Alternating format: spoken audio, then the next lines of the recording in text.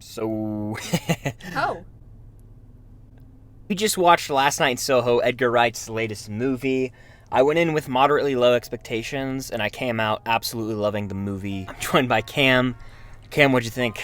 I loved it. I've been looking forward to this movie since, months ago when we were in some random movie and you leaned over to me during previews and you're like, oh, this movie was directed by the guy that did Baby Driver. And I was like, oh, okay. I have to say right off the bat, this movie floored me. There isn't a second wasted.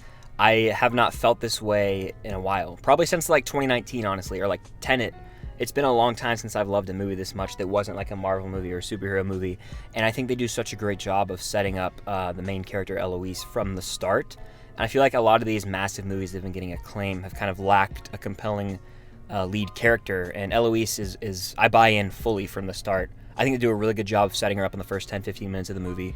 She has a typical average life. She has a bunch of dreams. There's something going on with her mother and her family relationship. So there's a lot of mystery surrounding her that would come to fruition throughout this movie. As if you've seen the trailer, there is some wild series of events that play out. I don't want to spoil it. It involves different timelines in a way. And I really think it's so clever the way that this movie has parallels and different meanings for life for the certain characters. It was all just came together beautifully. I can tell that you're very passionate about this movie by the way you're talking. Two compelling characters. Honestly, because I'm compelled by Eloise. Yeah. And Sandy, played by Anya Taylor-Joy. Yeah.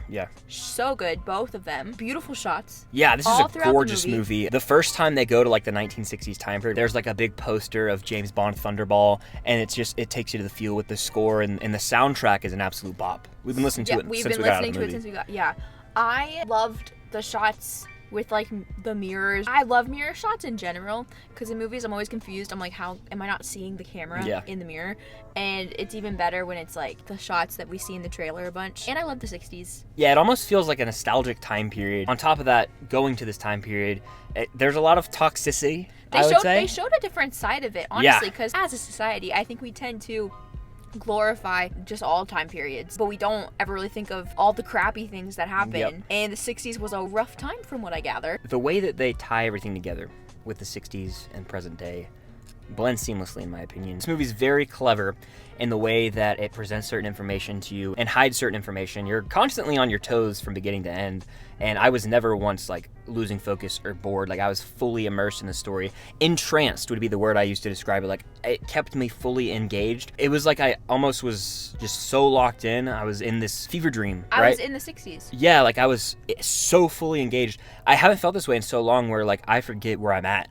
Usually you want a movie to have that escapism. I think the last time we fully invested. Such a well-directed movie from Edgar Wright. I need to explore more of his work. I've only seen a few of his movies, so there's a lot of treats I have waiting for me. We already talked about how beautiful the movie is and the soundtrack and everything, how it creates this vibe, but the performances, yeah. So good. Thomasin McKenzie, the fear she was able to instill in the audience just by using her eyes. There's lots of scenes where a lot's happening and she's not even talking. Yeah. Especially the shots where it's you can kind of tell through the trailer there's a sort of her living through Anya Taylor-Joy's character type of situation happening, and obviously she's not really talking when that's happening, but her acting is incredible. Oh yeah.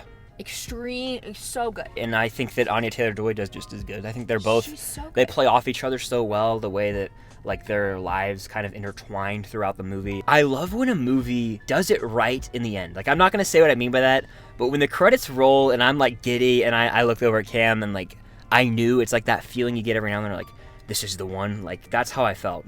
Damn, this movie was good. I haven't had the feeling where I want to go back and watch this immediately. I want to see this tomorrow. I want to digest it, and it's rare because sometimes with massive movies, sorry Dune fans, I'm sorry to go there, Dune didn't do it for me. This is how I wish I felt when I saw Dune.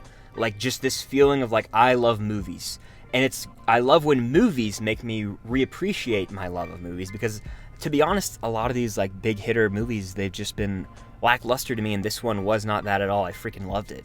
Every aspect of this movie was perfect to me, from the technical standpoint, which by the way, we get a gorgeous sequence in the third act that was also trippy and just extremely well done. I'm not going to spoil it. I really liked the concept of this movie. I haven't seen a movie like this before, and that's one of the things that I very much enjoy about it. Edgar Wright, he had this idea for the movie, and he just full on went for it. He literally just laid it all out, and he like didn't really care about anything, and it worked out really, really well. This dude clearly had a passion and a vision, and he fully committed to it, and I'm glad he did, because the final product is perfection in my eyes. I can't really think of a flaw for this movie, and usually I can, if you know me.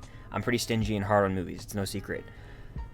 I haven't felt this way in a long time. I'd say since so there's Tenet, Once Upon a Time in Hollywood, where I'm just giddy out of the theater.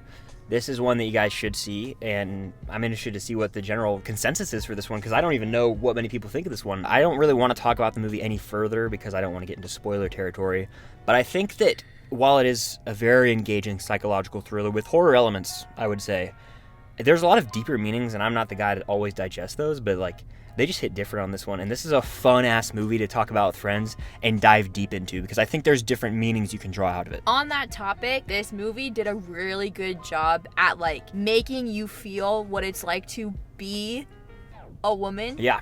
When dudes are in life is just creepy. Yes. And you're I was physically cringing into myself at times in the movie, and looking at Chris. I think that's one of the first times I've seen it very accurately portrayed on screen. I mean, I felt uncomfortable as hell too.